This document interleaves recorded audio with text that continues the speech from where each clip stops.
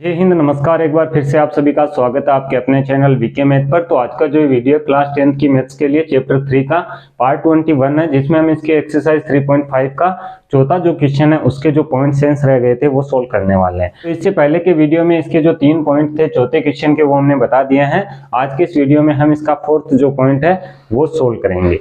तो इससे पहले कि अगर वीडियो आप देखना चाहते हैं तो सभी वीडियो का लिंक आपको डिस्क्रिप्शन में मिल जाएगा। जैसे ही सारे इस चैप्टर के वीडियो क्लियर होते हैं या सभी वीडियो हम अपलोड कर देते हैं। और अगर आप इसकी प्लेलिस्ट देखना चाहते हैं तो यहाँ आई बटन पर क्लिक करके प्लेलिस्ट भी देख सकते हैं। चलिए वीडियो को शुरू करते हैं। यहाँ पर दोस्तों जो इसका चौथा क्वेश्चन है जो कुछ इस प्रकार से मैं आपको बोल के बता देता हूँ। स्क्रीन पर आपको क्वेश्चन है, जिस प्रकार से क्वेश्चन आ रहे थे पहले वीडियो में उसी तरीके से क्वेश्चन आपको स्क्रीन पर देखने को मिल जाएगा। तो यहाँ पर जो क्वेश्चन है वो कुछ इस प्रकार से है। एक राजमार्ग पर दो स्थान ए और बी 100 किलोमीटर की दूरी पर है। एक कार ए से तथा दूसरी कार बी से एक ही समय चलना प्रारंभ करती है। यदि ये कारें भिन्न भिन्न चालों से एक ही दिशा में चलती हैं तो वे 5 घंटे पश्चात मिलती है। दोनों कारों की चाल ज्ञात कीजिए। यहाँ पर हमें दोनों कारों की चाल ज्ञात करनी है, तो दोनों कारों की चालें हम मान लेते हैं। और यहाँ पर हम क्या करेंगे, 5 घंटे की स्थिति में हम देखेंगे किस प्रकार से इक्वेशन बनेगा और 1 घंटे की स्थिति में किस प्रकार से इक्वेशन बनेगा। तो यहाँ पर देखिए सबसे पहले तो हम मान लेते हैं, माना कि ए स्थान वाली जो कार है उसकी चाल x किलोमीटर प्रति घंटा है।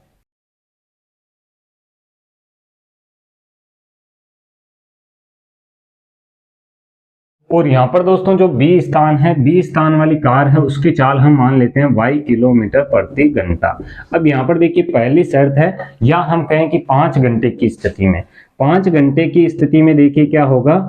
यहाँ पर हमें कहा गया है कि एक रास्ता है, एक राजमार्ग है जिस पर ए और बी दो स्थान है जिनके बीच की दूरी 100 किलोमीटर की है। अब यहाँ पर एक कार है जो एक चाल से चलती है जो हमने x मानी है, और बी कार है वो एक दूसरी चाल से चलती है जो हमने y किलोमीटर प्रति घंटा मानी है। अब यहाँ पर दोनों कारें हैं एक ही समय पर चलना प्रारंभ करती है, दोनों 5 घंटे बाद आपस में मिलती है। तो यहाँ पर दोस्तों देखिए जो ए स्थान वाली कार की चाल है x किलोमीटर प्रति घंटे हमने मानी है, तो यहाँ पर इसकी दूरी कितनी तय होगी। अब यहाँ पर देखिए दूरी ज्ञात करने के लिए दूरी का क्या फॉर्मूला होता है, इसका फॉर्मूला होता है चाल गुणा समय। यहाँ पर हम क्या करेंगे, जो हमने चाल मानी है उसका गुणा समय से करा देंगे। चाल यहाँ पर देखिए क्या है, चाल यहाँ पर हमने x किलोमीटर प्रति घंटे मानी है, समय यहाँ पर 5 घंटे है, तो 5 का गुणा x से हम कराएंगे, कितना हो जाएगा 5x। अब यहाँ पर देखिए 5x है, कार है कितनी दूरी तय करती है, ये कितनी करती है 5x। ठीक है, तो यहाँ पर दोस्तों जो ए स्थान वाली कार है 5x की दूरी है जो तय कर लेती है। 5x कितना भी मान हो सकता है, जो x का मान आएगा उससे हम 5 से गुणा कराएंगे। अब यहाँ पर देखिए 5 घंटे के बाद वह मिलती है, तो यहाँ पर हम कहें कि बी स्थान वाली जो कार है वह कितनी दूरी तय करेगी, तो इसकी चाल हमने मानी है y किलोमीटर प्रति घंटे और 5 घंटे बाद में ये मिलती है, तो इसकी हो जाएगी 5y। अब यहाँ पर देखिए इक्वेशन किस तरीके से बनाने हैं। यहाँ पर दोस्तों हम क्या करेंगे, जो पहली कार है उसकी जो दूरी है उसमें से दूसरी कार वाली जो दूरी है, यानी कि दूसरी कार ने कितनी दूरी तय की उसमें से घटा देंगे और कितने किलोमीटर के बराबर रखेंगे, 100 किलोमीटर के। ये हमारा इक्वेशन नंबर पहला होगा। अब यहाँ पर देखिए दूसरा इक्वेशन किस तरीके से बनेगा, 1 घंटे की स्थिति में हम देखेंगे। अब 1 घंटे की स्थिति में क्या होगा, 1 घंटे में कितना चलती है ए स्थान वाली कार x किलोमीटर प्रति घंटा और ये चलती है y किलोमीटर प्रति घंटा। तो यहाँ पर 1 घंटे की स्थिति अगर हम देख रहे हैं तो दोनों को हम क्या करेंगे, ऐड करेंगे और उससे हम 100 के इक्वल रखेंगे, यानी कि पहली कार की चाल प्लस दूसरी कार की चाल बराबर रखेंगे 100 के। ये हो जाएगा समीकरण नंबर 2। अब यहाँ पर हमने दोनों समीकरण ज्ञात कर लिए हैं और यहाँ पर हम इसे वज्रगुणन विधि से हल करते हैं, तो इन समीकरणों को हम व्यवस्थित कर लेंगे इनके व्यापक रूप से। किस तरीके से, यहाँ पर देखिए 5x माइनस 5y और 100 को हम इधर लेके आएंगे, ये भी माइनस का होगा, बराबर हो जाएगा 0 के। ये हमारा पहला समीकरण होगा। दूसरा समीकरण किस तरीके से हम बना सकते हैं, यहाँ पर देखिए x प्लस y और 100 को इधर लेके आएंगे, माइनस का होगा, बराबर 0। ये हो जाएगा समीकरण नंबर 2। अब यहाँ पर दोस्तों देखिए जो पहला समीकरण है ये 5 से पूरा डिवाइड है, तो 5 से इसे डिवाइड भी हम करा सकते हैं। तो यहाँ पर देखिए 5 का भाग 5 में एक बार x आएगा माइनस y और माइनस 5 का भाग 100 में लगाएंगे 20 बार जाएगा, बराबर 0 के हो जाएगा। ये हो जाएगा समीकरण नंबर 1। तो इस तरीके से भी 1 नंबर समीकरण आप बना सकते हैं, जिससे क्या होगा कि समीकरण है जो हमारे छोटे हो जाएंगे, मान लिखने में हमें आसानी होगी। अब यहाँ पर ये 2 इक्वेशन हमने बना दिए हैं। अब यहाँ से हम a1 b1 c1 a2 b2 c2 के मान लिखेंगे और जो वज्रगुणन विधि है उससे इसे हम हल करेंगे। तो यहाँ पर दोस्तों ऊपर से हम इसे हटा देते हैं और ये दोनों इक्वेशन हम ऊपर लिखते हैं और इसे वज्रगुणन विधि से हल करते हैं। तो यहाँ पर हमने दोनों इक्वेशन लिख दिया है। अब यहाँ पर हम a1 b1 c1 के मान लिख लेते हैं। देखिए a1 क्या है, जो x का गुणांक 1 है, b1 यहाँ पर y का गुणांक -1 है, और c1 यहाँ पर हम देखें तो ये है -20। अब यहाँ पर दोस्तों a2 का मान हम लिख देते हैं जो 1 है, और b2 का मान हम देखें ये भी 1 है, क्योंकि y का गुणांक है जो प्लस का है। अब यहाँ पर देखिए c2 है जो यहाँ पर कितना है 100 है, और ये है माइनस का। तीनों के मान हमने लिखे। अब यहाँ पर हम क्या करते हैं, x y और a के बटे में संख्याएं लिखते हैं। किस तरीके से, देखिए x के बटे में यहाँ पर संख्याएं आएगी, y के बटे में आएगी, और यहाँ पर a के बटे में आएगी। तो यहाँ पर हम किस तरीके से करते हैं, x के लिए x वाले गुणांक छोड़ देते हैं, b1 b2 c1 c2 लिखते हैं। तो b1 का गुणा c2 से, तो देखिए -1 का गुणा -100 से कराएंगे, प्लस का हो जाएगा 100, ठीक है। तो 100 यहाँ पर हमने प्लस के लिखे, और इसके बाद में हम क्या करते हैं, इन दोनों का गुणा करा के घटा देते हैं। तो -20 का गुणा 1 से कराएंगे तो माइनस के 20 आएंगे, और यहाँ पर हम घटाते हैं तो माइनस, और -20 लिखने की बजाय हम लिख सकते हैं प्लस के 20, क्योंकि माइनस माइनस को हमने गुणा करा दिया है। अब यहाँ पर देखिए y के लिए हम क्या करते हैं, c1 c2 लिखते हैं, a1 a2 लिखते हैं। c1 का गुणा a2 से होता है तो कितना हो जाएगा, -20 का गुणा 1 से कितना हो जाएगा, -20। और यहाँ पर हम माइनस करते हैं इसमें से क्या, जो यहाँ पर ये संख्या है इनका गुणा। तो एक का गुणा हम कराएंगे यहाँ पर -100 से, तो -100 ही आएंगे, लेकिन यहाँ पर माइनस पहले से था तो ये 100 प्लस के हो जाएंगे, ठीक है। एक के बटे में हमें क्या रखना है, ये वाले पद नहीं लिखने, a1 a2 b1 b2, यानी कि एक का गुणा 1 से 1 आएगा, यहाँ पर एक का गुणा -1 से तो +1 हो जाएगा, क्योंकि माइनस हम यहाँ पर पहले से करते हैं, एक का गुणा -1 से हुआ प्लस हो गया, ठीक है। इसे हम सोल्व कर लेते हैं। तो यहाँ पर देखिए x के बटे में 100 में 20 ऐड कर देते हैं, 120 होगा, बराबर 20 हम घटाएंगे 100 में से 80 बचेगा, तो y बटे कितना आ जाएगा 80, और 1 बटे 1 और 1 जोड़ेंगे 2 हो जाएगा। अब यहाँ पर तीन स्थितियां, पहली दूसरी और तीसरी, तीनों स्थितियों की हम तुलना करते हैं। तो पहली की तुलना तीसरी से करते हैं, तो यहाँ पर x बटे 120 बराबर में 1 बटे 2, तो 2 का गुणा x से होगा, तो 2x बराबर कितना आएगा 120। 120 में 2 का भाग लगाएंगे तो यहाँ पर x का मान कितना आ जाएगा 60। तो यहाँ पर दोस्तों x हमारे पास कितना आ रहा है, 60 आ रहा है। और x हमने क्या माना था, जो a स्थान वाली कार थी उसकी चाल मानी थी x किलोमीटर प्रति घंटे, तो यहाँ पर कितना होगा 60 किलोमीटर प्रति घंटे। अब यहाँ पर दोस्तों जो भी इक्वेशन मैंने बनाए हैं, जब क्वेश्चन हम हल कर लेंगे, y के x के मान ज्ञात कर लेंगे, तो पूरा मैं प्रूफ के साथ आपको बताऊंगा कि किस तरीके से क्वेश्चन हमारा सोल्व हुआ है। अब यहाँ पर देखिए y का मान हमें ज्ञात करना, तो सेकंड स्थिति इसकी है y बटे 80, और थर्ड स्थिति है 1 बटे 2। इसकी तुलना करेंगे, जो कि हमने यहाँ से उठा के लिखा है, आपको पूरा लिखना है। जैसे यहाँ पर हमने किया पहली और तीसरी स्थिति की तुलना, तो पहली व तीसरी स्थिति से, यहाँ पर हम लिखेंगे दूसरी व तीसरी स्थिति से। तो y यहाँ पर देखिए 2 से गुणा होगा तो 2y हो जाएगा, 80 का गुणा 1 से होगा तो 80 हो जाएगा। y का मान कितना आएगा 80 बटे 2, यानी कि 40।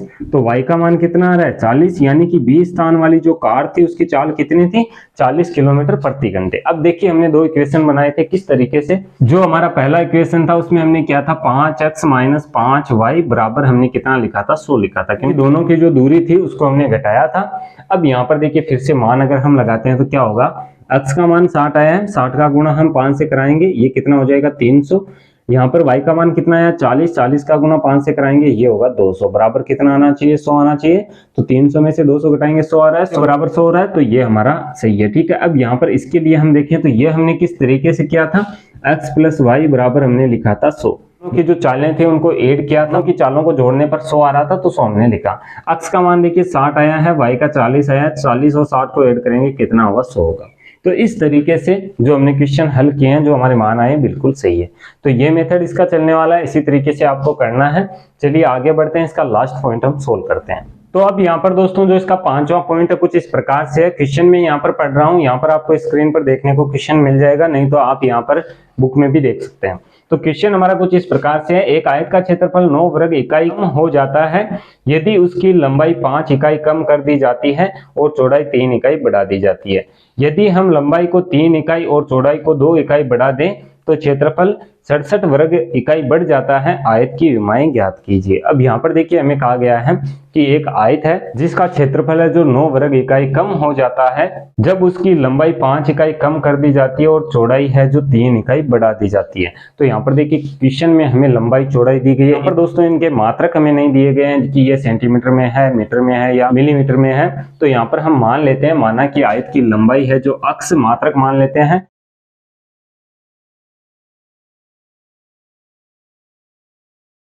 और चौड़ाई हम यहाँ पर इसकी मान लेते हैं y मात्रक है, ठीक है। अब यहाँ पर जो क्वेश्चन में हमें कहा जाता है उसी तरीके से हमें क्वेश्चन को आगे करना है, उसी तरीके से इक्वेशन बनाने हैं। तो यहाँ पर देखिए क्षेत्रफल की बात की गई है, तो आयत का क्षेत्रफल भी हम ज्ञात कर लेते हैं इससे, जो हमने माना है। क्षेत्रफल क्या होता है आयत का, लंबाई गुणा चौड़ाई होता है। तो लंबाई हमने x मानी है, चौड़ाई y है, तो दोनों का गुणा करा देते हैं, तो x y मान क्षेत्रफल हमने ज्ञात कर लिया x y।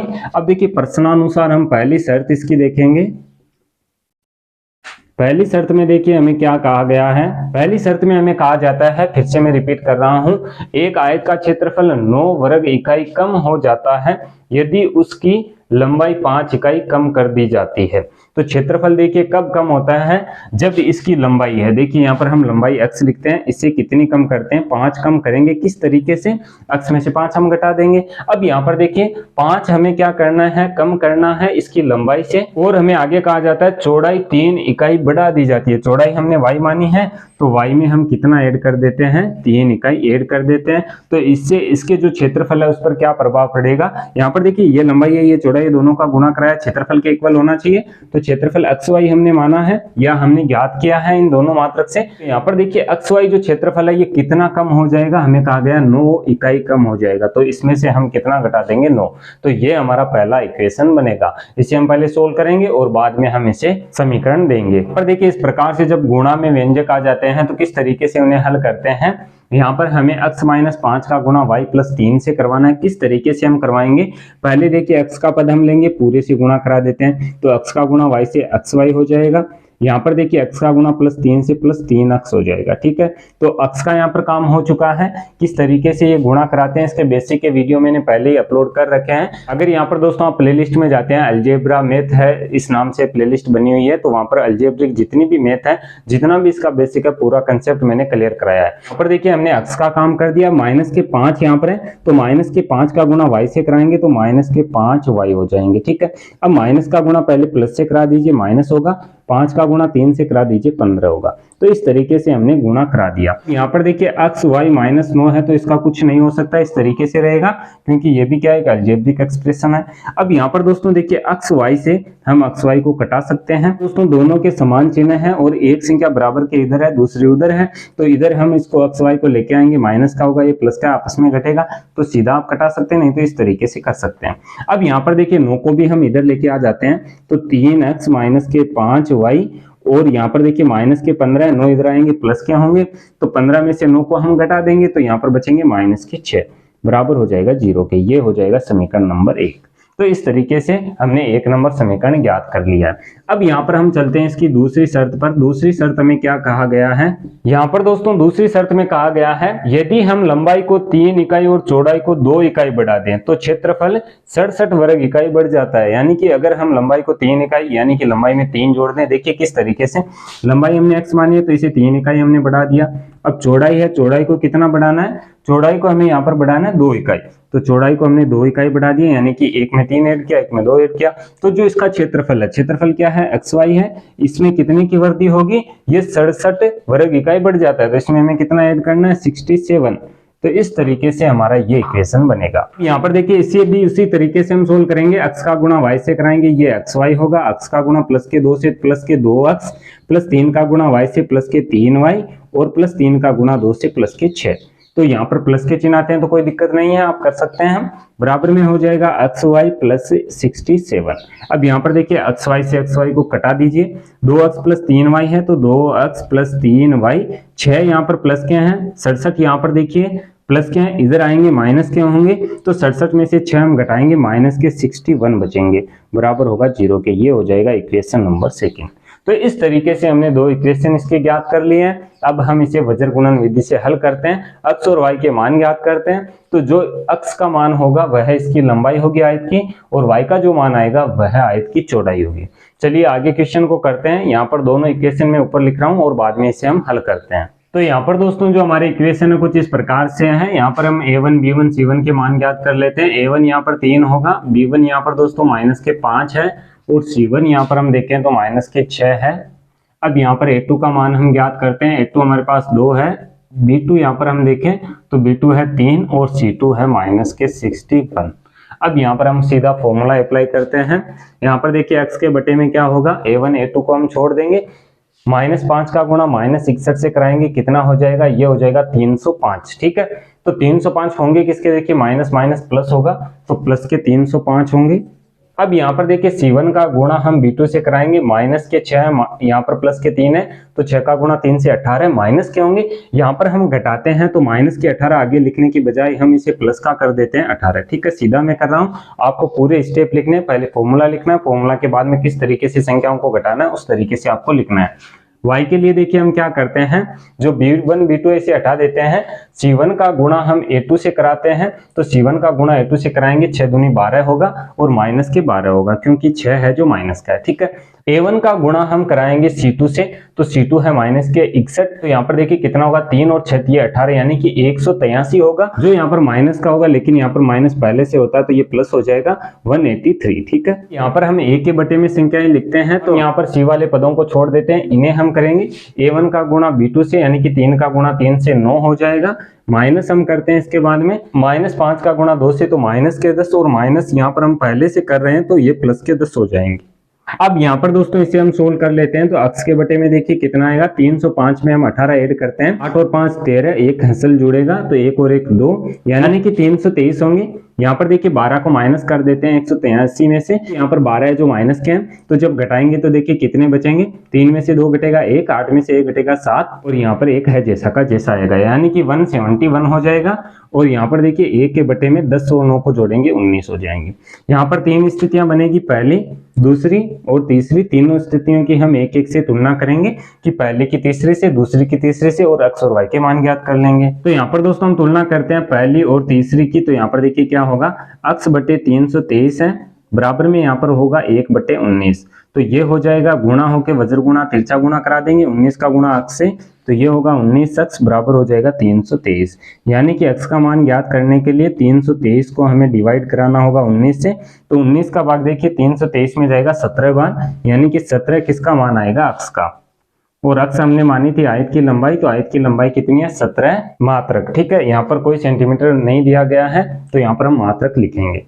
अब यहाँ पर देखिए हम y का मान ज्ञात करते हैं, तो यहाँ पर y बटे 171 हमें दिए गए हैं, बराबर में तीसरी स्थिति है 1 बटे 19, तो y का गुणा 19 से होगा, यानी कि 19y बराबर 171 होगा, और y का मान ज्ञात करने के लिए हमें 171 को बटे में 19 को रखना होगा। तो यहाँ पर दोस्तों क्या होगा, 19 का भाग लगेगा 171 में, यहाँ पर दोस्तों 9 बार पूरा भाग चला जाएगा, यानी कि 9 इसका आएगा।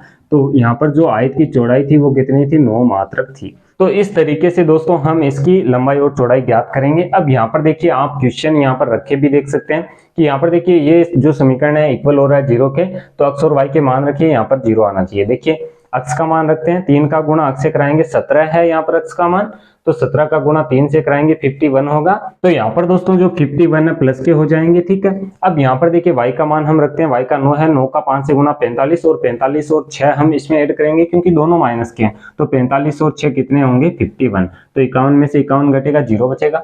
अब यहाँ पर इसी तरीके से यहाँ पर हम करते हैं, तो यहाँ पर देखिए 0 आना चाहिए जब इसमें हम x और y के मान रखते हैं। x का मान 17 है, तो 17 का गुणा 2 से 34 हो जाएगा, प्लस में चल रहा है, 3 गुणा y का मान 9 है, तो 3 से गुणा कराएंगे 27 और माइनस 61। देखिए 27 और 34 को ऐड करेंगे, ये भी 61 होते हैं, तो 61 माइनस 61 कितना बचेगा, 0। तो इस तरीके से आप अपने उत्तर की जांच भी कर सकते हैं कि जो हमने क्वेश्चन सोल्व किया है, जो आंसर है हमारे सही है या नहीं है। तो इस तरीके से दोस्तों ये क्वेश्चन का मेथड था। यहाँ पर जो एक्सरसाइज 3.5 है कंप्लीट हो चुकी है। अब यहाँ पर है एक्सरसाइज 3.6 जो हम इसके नेक्स्ट वीडियो में क्लियर करेंगे, और इसके हो सकते हैं 25 से 30 वीडियो इसके पूरे बने इस चैप्टर के। तो जब दोस्तों सभी इसके जो वीडियो है कंप्लीट हो जाएंगे, पूरा जो चैप्टर क्लियर हो जाएगा, तो डिस्क्रिप्शन में पार्ट वाइज आपको लिंक देखने को मिल जाएंगे। तो वहां पर आप एक वीडियो अगर देख रहे हैं तो उसी वीडियो की डिस्क्रिप्शन को आप चेक करेंगे। जैसे कि आप मान लीजिए पार्ट 3 देख रहे हैं, आपको पार्ट 4 देखना है, तो उसी डिस्क्रिप्शन में आपको पार्ट 4 भी मिल जाएगा। तो सभी वीडियो में जितने इसके वीडियो होंगे सभी में चैप्टर 3 के सभी लिंक आपको दिए गए रहेंगे।